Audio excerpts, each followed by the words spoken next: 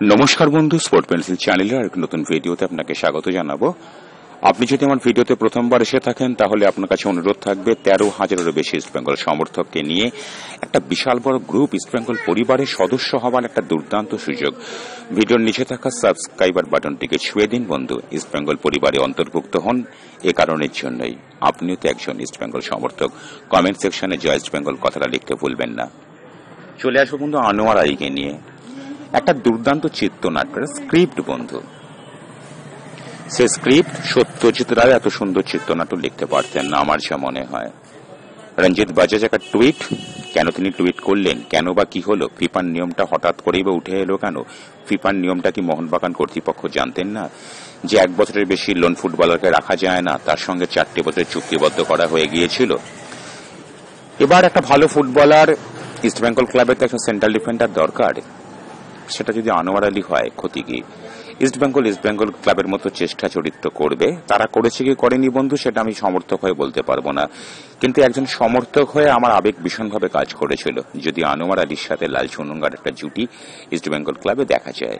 দেখুন, ইস্টবেঙ্গল ক্লাব কিনে ভিডিও এই ইউটিউবের মঞ্চে হাতে গোনা হয়তো 2-3 জন করেন আর কি। আমরা শুধুমাত্র ইউটিউবার নই, ইস্টবেঙ্গল ক্লাবের সমর্থকও বটে, তাই নিজেদের ভাবনা চিন্তাগুলোও কিন্তু আমাদের ভীষণভাবে এই ভিডিও করার সময় প্রকাশ পায় আপনাদেরই মতন।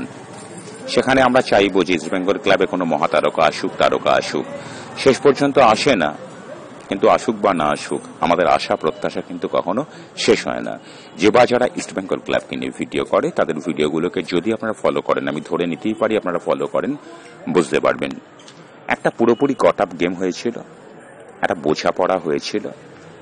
যার পয়সা বেশি তিনি বাজিমাত করবেন, এটা গোটা বিশ্বে প্রচলিত, আমাদের ভারতীয় ফুটবলেও এটা রয়েছে।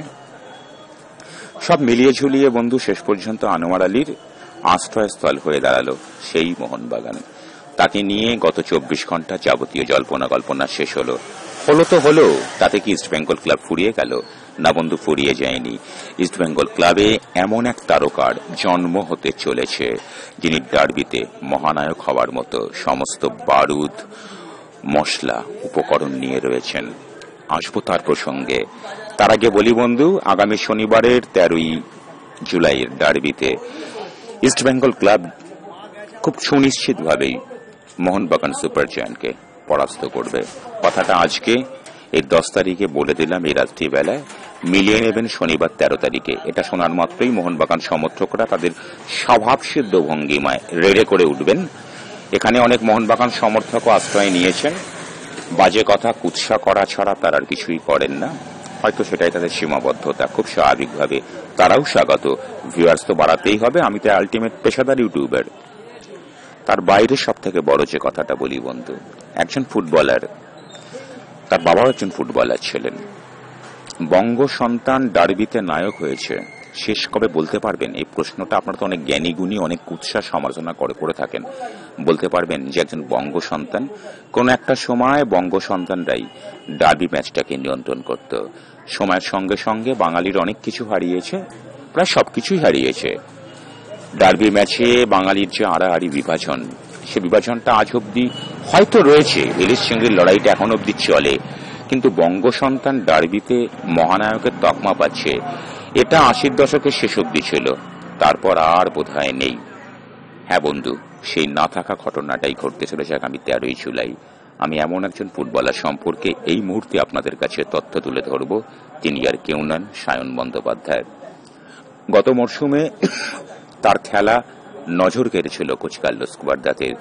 তিনি জুনিয়র দল থেকে তাকে স্থান দিয়েছিলেন ইন্ডিয়ান সুপার লিগের স্কোয়াডে, সিনিয়র দলে তাকে মাঠে নামিয়েছিলেন।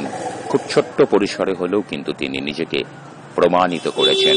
তিনি আবার কলকাতা লিগ খেলছেন। শেষ ম্যাচের কথা যদি আমরা ধরি, জর্জ টেলিগ্রাফের বিরুদ্ধে অত্যন্ত গুরুত্বপূর্ণ ম্যাচ, সেই ম্যাচে প্রথম একাদশে সায়ন ছিলেন না, পরিবর্ত ফুটবলার হিসেবে বিনোদ জর্জ তাকে মাঠে নামান। আসলে মাঠে তাকে নামাতেই হতো বন্ধু, একজন কোচ, তিনি জহুরি, তিনি জহর চেনেন, তাকে নামাতেই হতো খেলার মোড় ঘোরানোর জন্য।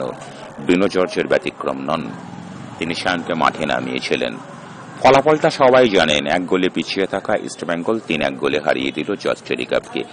এটা তো শুধুমাত্র একটা শুকনো পরিসংখ্যান মাত্র, তার থেকেও যে বড় কথাটা হচ্ছে, জোড়া গোল করে নায়কের তকমা যিনি অর্জন করেছেন তিনি হচ্ছেন সায়ন বন্দ্যোপাধ্যায়। আগামী ডার্বিতে ইস্টবেঙ্গল সমর্থকদের নয়নের মণি।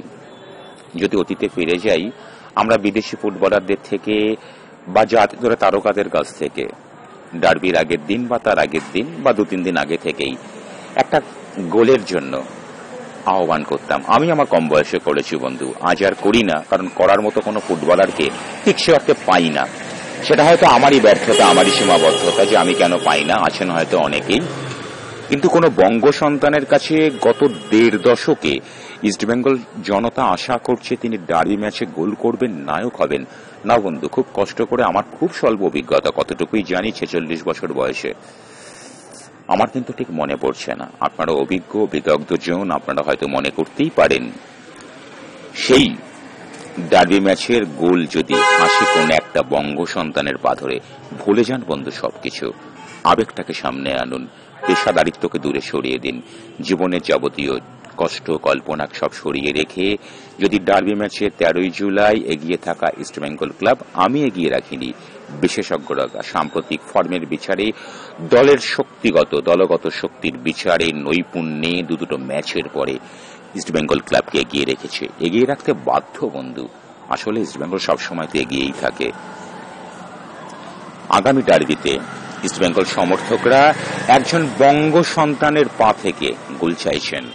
হাতে করিতে হয়েছে বহুদিন আগেই, এবার কি তার ডার্বিতে পায়খড়ি হবে?